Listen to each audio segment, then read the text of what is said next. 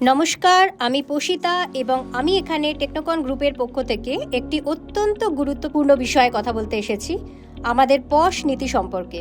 পশের পূর্ণ রূপ হলো কর্মক্ষেত্রে যৌন হয়রানি প্রতিরোধ। এটি শুধু একটি নীতিমালা নয়, এটি একটি প্রতিশ্রুতি। যৌন হয়রানির যে কোনো ধরনের আচরণ পশ আইন 2013 অনুযায়ী কঠোরভাবে নিষিদ্ধ।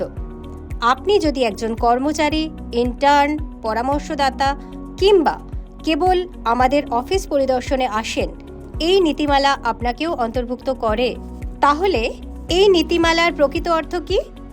এর মানে হলো আপনার একটি কণ্ঠস্বর আছে।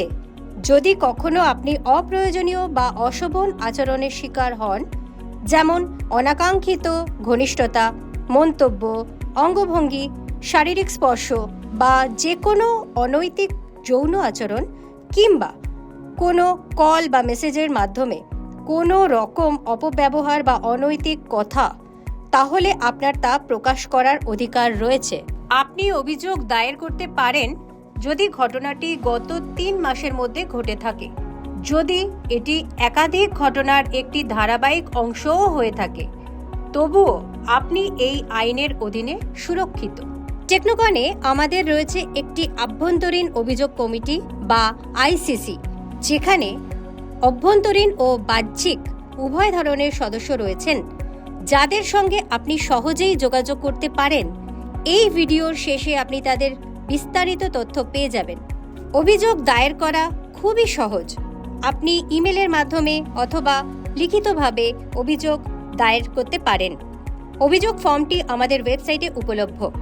আর হ্যাঁ, আপনার অনুমতি সাপেক্ষে অন্য কেউ আপনার পক্ষে অভিযোগ জমা দিতে পারে। আইসিসি একটি ন্যায়সঙ্গত ও গোপনীয় প্রক্রিয়া অনুসরণ করে, যেখানে উভয় পক্ষের বক্তব্য শোনা হয়। তদন্ত প্রক্রিয়া 90 দিনের মধ্যে সম্পন্ন হয় এবং ফলাফল স্বচ্ছভাবে জানিয়ে দেওয়া হয়। যদি হয়রানি প্রমাণিত হয়, তবে কোম্পানির পরিস্থিতির গুরুত্ব অনুসারে আনুষ্ঠানিক ক্ষমা চাওয়া থেকে শুরু করে চাকরিচ্যুতির মতো ব্যবস্থা গ্রহণ করতে পারে। আমরা বুঝি সামনে আসা অনেক সাহসের ব্যাপার, এজন্য গোপনীয়তা আমাদের শীর্ষ অগ্রাধিকার। কারোরই কাজের স্থানে অসুরক্ষিত বা অশ্রুত বোধ করা উচিত নয়। টেকনোকন গ্রুপে আমরা যৌন হয়রানির জন্য শূন্য সহনশীলতার প্রতিশ্রুতিবদ্ধ। এটি শুধুমাত্র নিয়ম মেনে চলার ব্যাপার নয়, এটি যত্ন, সম্মান এবং সঠিক কাজ করার বিষয়। কথা বলুন, দৃঢ় থাকুন। একসাথে আমরা এমন একটি কর্মপরিবেশ গড়ে তোলার চেষ্টা করব যেখানে সবাই নিরাপদ বোধ করে।